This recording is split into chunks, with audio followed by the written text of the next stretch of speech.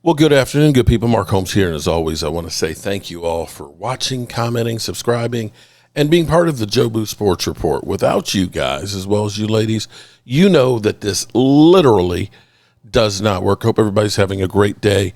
I got a bone to pick, kind of. And I hope to be able to pick it with Game Time Brian. Game Time Brian and I have a little difference of opinion. He wants to work solely on the running game. He's not worried about a number 2 wide receiver.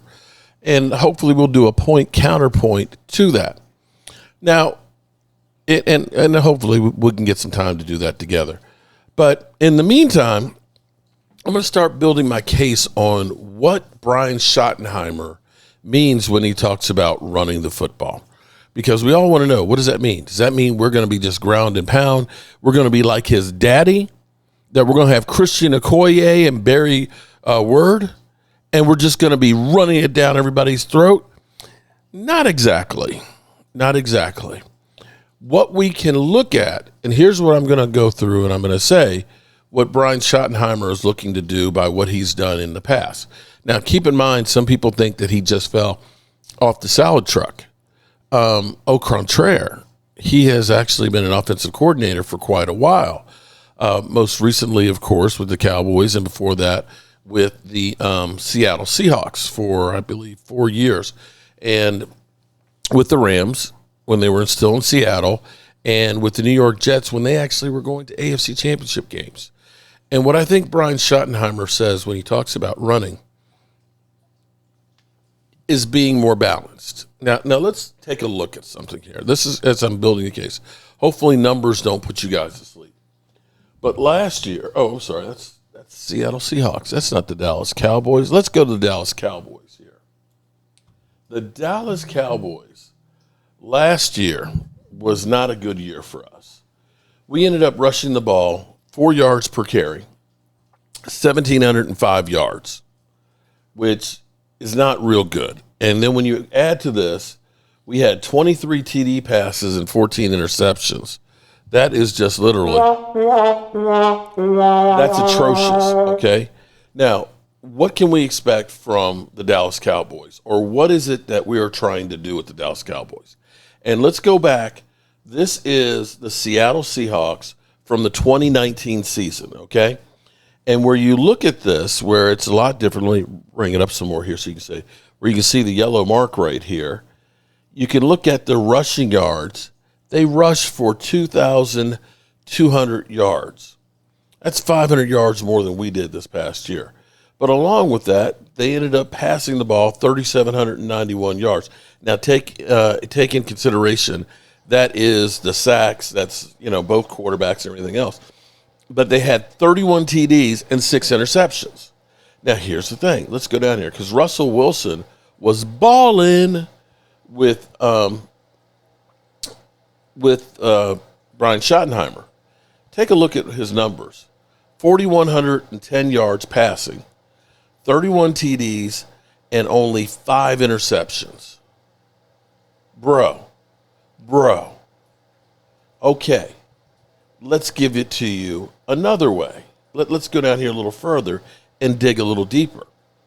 When we look at what they did, now again, if we get 4,000 yards, we get Dak Prescott over 4,000 yards, over 30 TD passes and 5 interceptions, and we run the ball 2,200 yards, I'm good.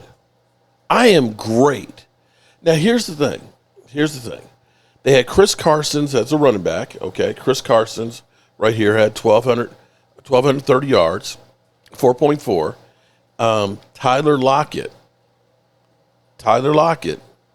1,057 yards, and DK Metcalf, 900 yards. Those two right there combined for about 2,000 yards. Because those guys were able to do what they did, it made it that much easier for the rest of the offense to go. They couldn't just go ahead and tee off on DK Metcalf the way they do with CeeDee Lamb. And then you had Rashad Penny in there, who's also running back. You had Russell Wilson, of course, the quarterback. You had David Moore, who had 300 yards. We have the lesser pieces. We don't have that Robin. But now let's go a little bit further here. Let's go to the 2020 team, okay? 40 TDs, 13 interceptions, 1,971 yards, 4.8 yard average. Keep in mind, we averaged 4 yards last year with 1,700 yards. And going back down here, let's look at Russell Wilson. Russell Wilson, 4,200 yards, 40 TDs, 13 interceptions. And again, take a look at DK Metcalf, 1,303 yards.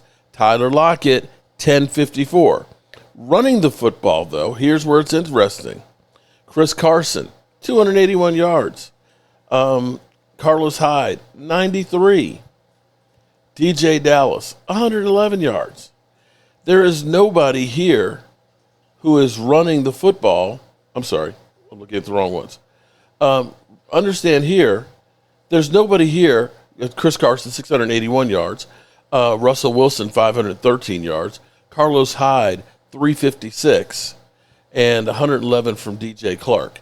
There's no big, outstanding running back that's in there yet. 1,971 yards. Boom. They're effective running the football. Let's go a little bit further here as we look at this. The Seattle Seahawks. The last year, Brian Schottenheimer was the offensive coordinator. So we got a 3-year sample here of him. Now, Russell Wilson was nicked up a bit this year, but take a look at the numbers. They still had 30 passing TDs, 7 interceptions, running the football, 2,074. So if you take the 3-year average, they're averaging 2,100 yards a season running the football. That's great. And as we go down here, what is the narrative here? Russell Wilson, 3,100 yards passing. Geno Smith ended up playing 4 of the games, 702 yards. And they still had 30 TDs to only 7 interceptions. Clearly, that's working. But we go back down. Here we have Tyler Lockett and DK Metcalf combined over 2,000 yards. Again, running the football, Rashad Penny, 749 yards. Alex Collins, 411. Travis Homer, 177. DJ Dallas, 138. Chris Carson's 232.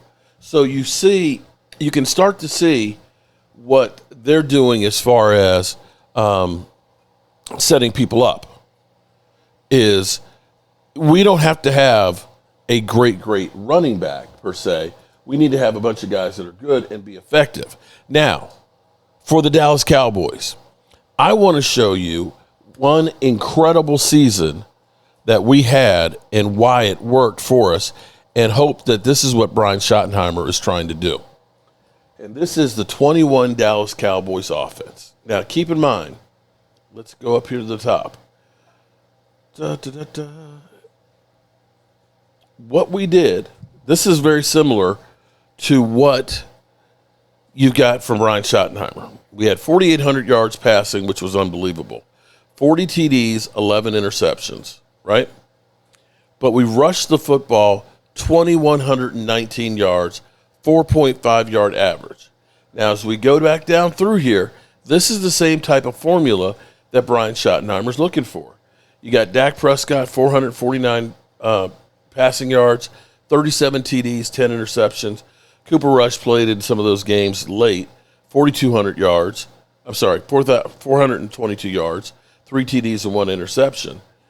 But when you get to the running game, you had Zeke right at 1,000 yards, 4.2, and you had Tony Pollard as your gadget guy, 719 yards.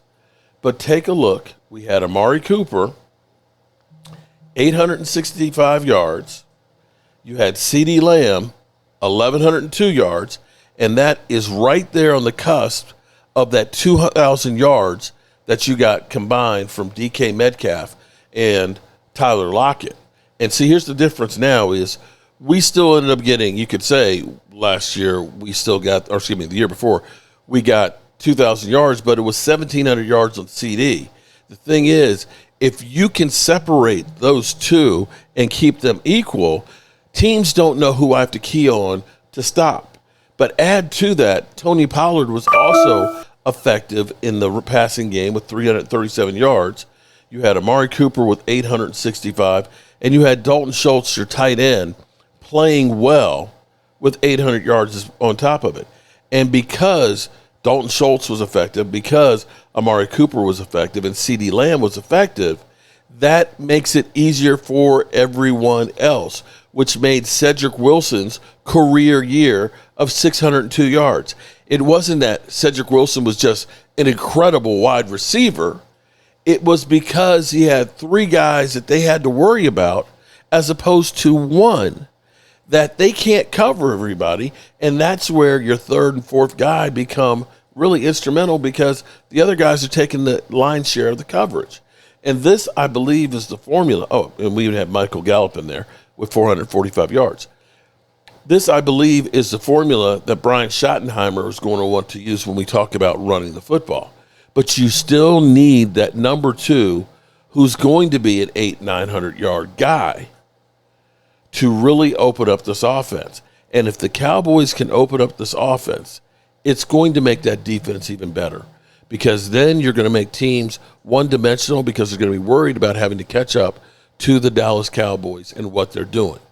We have edge rushers. We have guys that can get after the quarterback, and the best way to use that defense is not have teams in a position where they can just run the football. And the best way they can do that is going out and getting a legitimate number two wide receiver. So this is a preview of what I'm going to be hitting Brian over the head with is the Cowboys, they've got to get a legitimate number two wide receiver. I understand we're talking about them running the football, but see, here's the thing. We talk about them running the football. Running the football, it's not like we're going to be running the ball 3,000 yards. You can see what Schottenheimer has done. He's looking for about 2,200 yards of running a game. But with that, he also ends up having an incredible passing game. You saw every year 30-plus TDs. 30-plus TDs. Every year with Brian Schottenheimer, a guy who likes to run the football. And you're not going to do that with CeeDee Lamb and a bunch of guys. So, that's all I have to say about that. And as always, I appreciate you guys, and I got to get out of here. Can't stand it anymore. I've got to get out of here. I've got to get out of here. Calm down. Get a hold of yourself. Stewardess, please let me handle this. I've got to get Calm down. Now get back to your seat. I'll take care of this. Calm down. Calm down. Get a hold of yourself. Doctor, you're one on the phone. Everything's gonna be all right. Please. Sister, please, I'll handle this. I've got to get out of here.